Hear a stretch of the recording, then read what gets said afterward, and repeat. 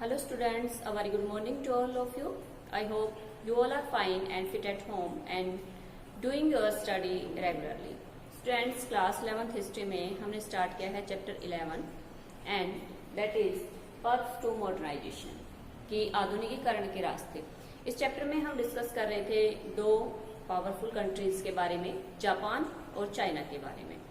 तो जापान के बारे में हम डिस्कशन कर रहे थे प्रीवियस वीडियो में कि जापान ने किस प्रकार से क्या क्या इंसिडेंट क्या क्या घटनाएं हुई कि सेकेंड वर्ल्ड वॉर के बाद उसने टेक्नोलॉजी का हर फील्ड में कह सकते हैं कि अपना इतना ज्यादा डेवलपमेंट किया कि आज उसको हम कह सकते हैं कि वर्ल्ड में जो पावर के रूप में जो स्टेब्लिश है, तो जापान एक प्रमुख देशों में टेक्नोलॉजी के रूप में भी और एक पावरफुल कंट्री के रूप में भी आज वर्ल्ड के सामने खड़ा है। तो इसमें हम डिस्कस कर रहे हैं ओवरकमिंग मॉडर्निटी। ओवरकमिंग मॉडर्निटी मतलब कि जापान में आधुनिकीकरण जो था वो किस प्रकार से आया था, इसके बारे में हम डिस्कस कर चुके हैं। थोड़ा सा और डिस्कशन करते हैं। 1930 से लेके 1970 की जब हम बात करते हैं, Japan was to extend its empire. Japan ने 1930 के बाद जापान ने अपने एम्पायर का एक्सपेंशन करने के लिए, अपने साम्राज्य का विस्तार करने के लिए जब सेकेंड वर्ल्ड वॉर हुआ था तो बाकी कंट्रीज के ऊपर कैप्चर करने के लिए सभी को पता है कि उसने अटैक किया था। तीन जो एग्जिस्ट पावर्स थी वो तीनों एक साथ मिलकर इस युद्ध में लड़ रही थी। लेकिन 1945 के बाद जब अमेरिका ने सेकेंड वर्ल्ड वॉर में इसके जो दो प्रमुख सिटीज थे नागासाकी और हिरोशिमा, दोनों के ऊपर एटम बम गिराया, तो उसके बाद कह सकते हैं कि जो जापान था वो डिफीट हो चुका था इस वर्ल्ड वॉर में। और उसके बाद इतने कह सकते हैं कि इतने बड़े इंसिडेंट के बाद किस प्रकार से जापान ने डेवलपमेंट किया था, 1970 तक का इसमें टाइम पीरियड दिया गया है। After defeat in world war second, Japan re imaging as a global economic power, यानी कि सेकेंड वर्ल्ड वॉर में डिफीट होने के बाद जापान ने अपने आप को आर्थिक शक्ति के रूप में स्टेब्लिश किया, अपनी आर्मी को पावरफुल बनाया, अपने आप को आर्थिक रूप से इतना ज्यादा मजबूत किया। साथ में कह सकते हैं कि जो उसके नागरिक थे, सिटीजन थे, सभी के सभी ने मिलकर कंट्री के लिए काम किया और कह सकते हैं जापान जो है वो एक पावरफुल कंट्री के रूप में आज वर्ल्ड के सामने है। अब इसमें एक वर्ड आता है मोगा। जब इसका मॉडर्नाइजेशन हो रहा था तो उसमें एक मोगा वर्ड यूज किया जाता था जापान में, जो कि किसके लिए किया जाता था, modern girl in Japan. Japan में जो आधुनिक लड़कियां होती थी, यानी कि कह सकते हैं जब जापान मॉडर्निटी की तरफ जा रहा था तो हर चीज में चेंजेस आते जा रहे थे। जो गर्ल्स थी वो भी अपने आप को मॉडर्न शो करने के लिए कह सकते हैं कि उन्होंने भी अपने आप को चेंज किया हुआ था। तो इस प्रकार से जो मोगा वर्ड यूज किया जाता था वो जापान में जो गर्ल्स थी, मॉडर्न गर्ल्स थी, आधुनिक जो लड़कियां थी, उनके लिए यूज किया जाता था। Post war miracle in Japan in the 1964 Olympics held in Tokyo. उसके बाद कह सकते हैं जब एक पावर के रूप में स्टेब्लिश हो गया था तो जापान में एशिया में जब फर्स्ट टाइम जो ओलंपिक गेम्स थे वो रखे गए तो उसके लिए चूज किया गया था जापान के टोक्यो शहर को। जापान के टोक्यो शहर में एशिया में फर्स्ट टाइम 1964 में कह सकते हैं कि ओलंपिक जो गेम थे वो रखे गए थे। ये किस बेस पे रखे गए थे, ये इसी बेस पे रखे गए थे कि जो जापान था उसने अपने आप को कह सकते हैं कि बहुत ही एक पावरफुल कंट्री के रूप में स्टेब्लिश किया था। सारी की सारी फैसिलिटीज वहां पर अवेलेबल थी। तो after the second world war Japan एक महाशक्ति के रूप में वर्ल्ड के सामने आया कि उसने सबसे मेन जो उसके कह सकते हैं कि रिफॉर्म्स थे वो किस फील्ड में थे, इकोनॉमिक फील्ड में थे और साथ में उनकी जो सैनिक शक्तियां थी उनके रूप में थे। तो इस प्रकार स्टूडेंट्स हमने देखा कि जापान ने किस प्रकार से जो स्टार्टिंग एम्परर जो शासन था इनका, वहां से लेके और आज प्रेजेंट टाइम तक किस प्रकार आप अपने आप को एक पावरफुल जो कंट्री है उसके रूप में स्टेब्लिश किया है और आज वर्ल्ड में ये एक पावरफुल कह सकते हैं कि महाशक्ति के रूप में हमारे सामने है। अब इसमें हमने बात की थी जापान की। दूसरा मैंने आपको बताया था कि हम इसमें डिस्कस करने वाले हैं टू कंट्रीज के बारे में। फर्स्ट हम जापान का डिस्कशन हमारा हो चुका है।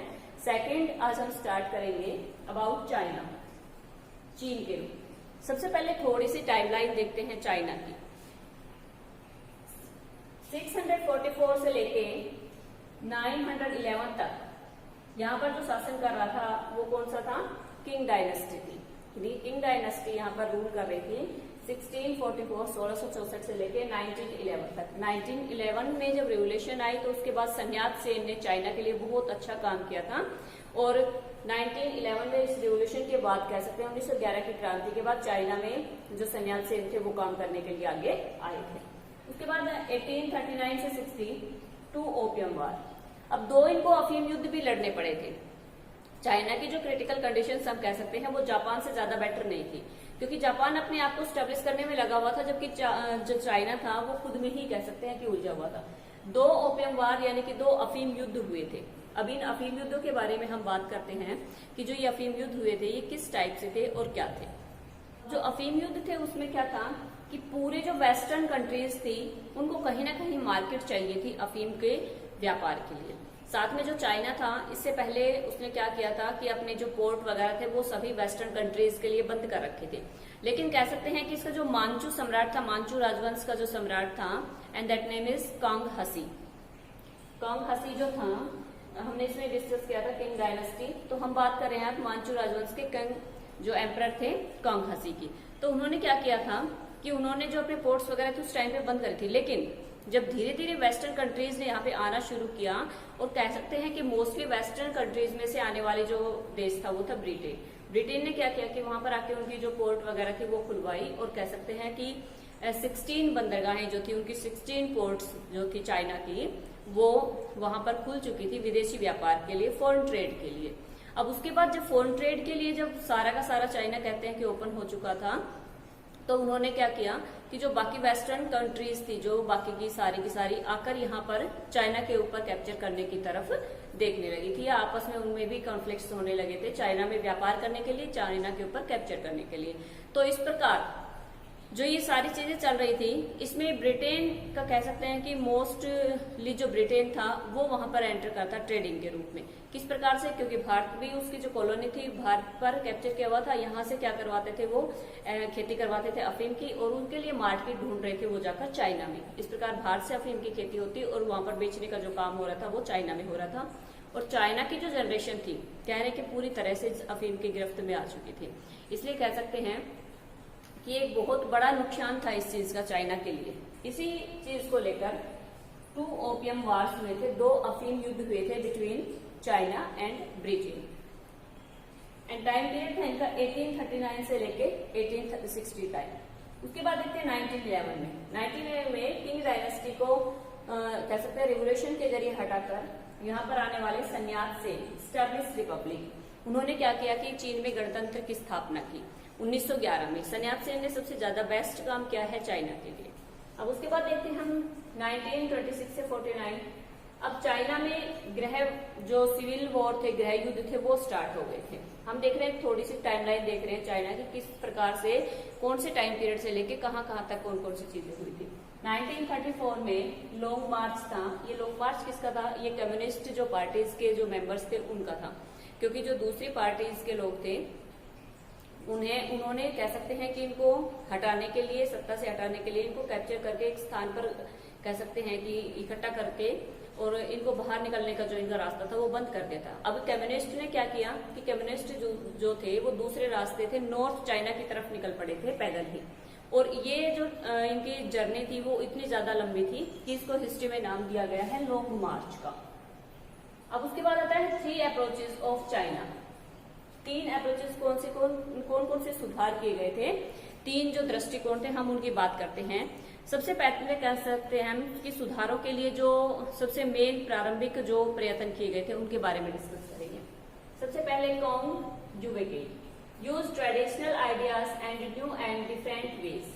कॉन्ग जो युवेई थे उन्होंने क्या किया कि जो परंपरागत आइडियाज थे, उनके ट्रेडिशनल आइडियाज थे, और साथ में जो नए आइडियाज थे उनको डिफरेंट वे में यूज किया अपने चाइना के लिए। साथ में Republican revolutionaries such as Sun Yat sen inspired by the ideas from Japan and the west. Republican revolution को लीड करने वाले सन्यासी सेन कह सकते हैं कि सबसे ज्यादा इंस्पायर्ड थे जापान की, उन्होंने स्टडी की थी, बाकी आइडियाज थे जो, और बाकी जो दूसरी कंट्रीज थी उनकी उन्होंने स्टडी की थी। उसके बाद हम थर्ड न्यूज देखते हैं, the communist party of China CCP to end age old inequalities. यानी कि सन्यासी सेन की जो रिपब्लिकन पार्टी थी, जो कोमिंतांग पार्टी थी, उसके साथ साथ दूसरी पार्टी और थी CCP, and that is communist party of China. इन्होंने क्या किया कि इन्होंने जो असमानताएं थी वहां पर, पुराने टाइम से जो असमानताएं इनइक्वालिटीज चली आ रही थी चाइना में, उनका एंड कर दिया। तो ये 3 अप्रोचेस थे चाइना को, जो कि किस दिशा में, किस डायरेक्शन में किए गए थे कि चाइना को सुधार के लिए हम आगे लेके जाएं। उसके बाद एक और चीज आती है, बॉक्सर का एक रिवोल्ट हुआ था, छोटे मोटे कह सकते हैं कि जो विद्रोह वहां पर चाइना में चल रहे थे, उनके कारण भी बहुत ज्यादा इफेक्ट पड़ा था चाइना के ऊपर कि वो प्रोग्रेस की तरफ न जाकर आपसी जो कह सकते हैं कि अपने ही कंट्री में उलझा हुआ था। अब उसके बाद बात आती है स्टेब्लिशमेंट ऑफ रिपब्लिक।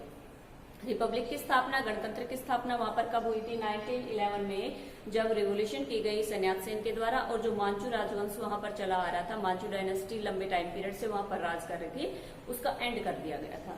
उसके बाद देखते हैं एनकाउंटर विद वेस्ट। ये सारी चीजें तो चाइना के अंदर चल रही हैं, लेकिन जब विदेशी ताकतें वहां पर आने लगी हैं, तो चाइना का एनकाउंटर जब उनका सामना हुआ वेस्टर्न लोगों के साथ, तो वहां पर क्या क्या चीजें देखते हैं।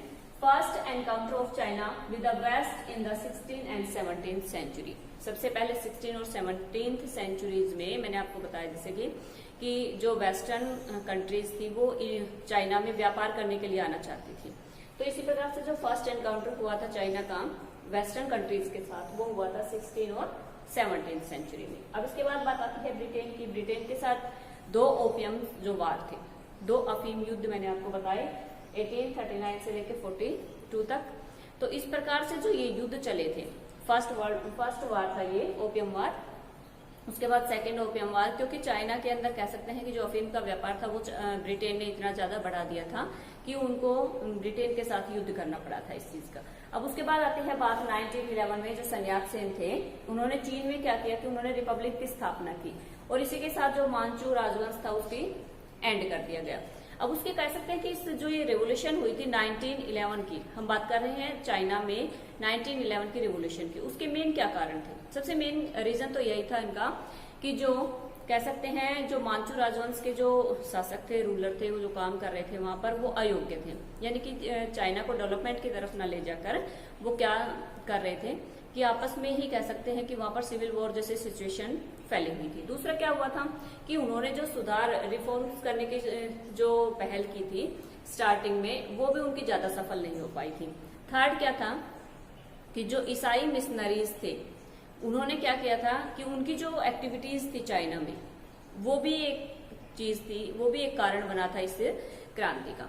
साथ में कह सकते हैं कि बॉक्सर विद्रोह हुआ था। मैंने आपको बताया कि छोटे छोटे वहां पर रिवोल्ट जो चलते रहते थे, सिविल वॉर था, ये सारी की सारी चीजें चलती रहती थी, वो भी इसका एक रीजन था। एक और मोस्ट रीजन था कन्फ्यूशियसवाद। ये क्या था? ये था चाइना के एक दार्शनिक थे, बहुत बड़े दार्शनिक थे।